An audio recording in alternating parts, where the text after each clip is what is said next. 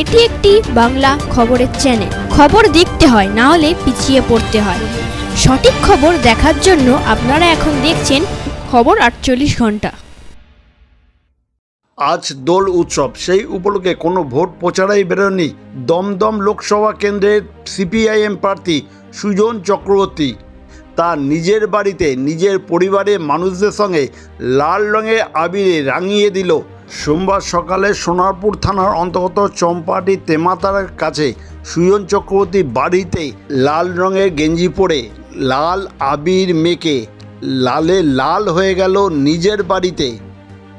সেই চিত্রই আপনারা দেখছেন একমাত্র খবর 48 ঘন্টার পর্দায়। আগামী 4 জুন সুজন চক্রবর্তী কি এই লাল রঙের আবির আবার মাখতে পারবে? সেই চিত্র দেখার জন্য আমরা অধীর আগ্রহে অপেক্ষা করব। রং নিয়ে সুজন চক্রবর্তীর সাংবাদিকদের কি বললেন তা শুনুন একমাত্র খবর 48 ঘন্টার পর্দায়।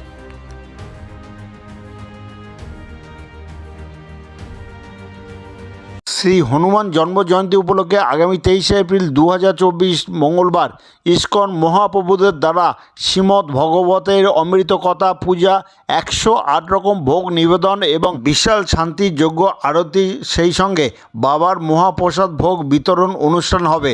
স্থান বারুইপুর সদাব্রত ঘাট ও কীর্তনখোলা মহাশ্মশানের মধ্যস্থল হনুমান মন্দিরে। আমাদের ফোন নাম্বার স্ক্রিনে দেওয়া আছে।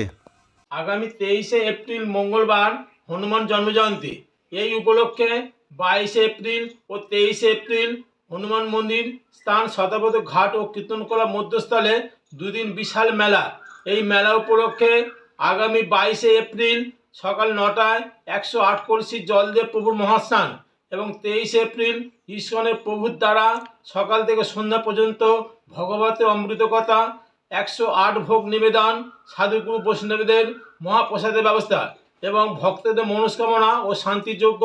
আপনাদের উপস্থিতি ও সহযোগিতা আমরা একান্তভাবে কামনা করি এবং বিশেষ ঘোষণা, যে সকল শিশুদের জন্মদিন আমাদের হনুমান মন্দিরে নাম নথিভুক্ত করলে প্রত্যেকটা বছর সেই দিনেতে বাচ্চার মঙ্গল কামনায় আমরা পুজো দিয়ে দেব।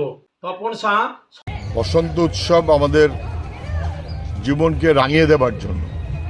আমার শুধু একটাই কথা, রং বদল আর দল বদল তার চাইতে মানুষ নিজেকে রাঙিয়ে নিক দিন বদলের জন্য।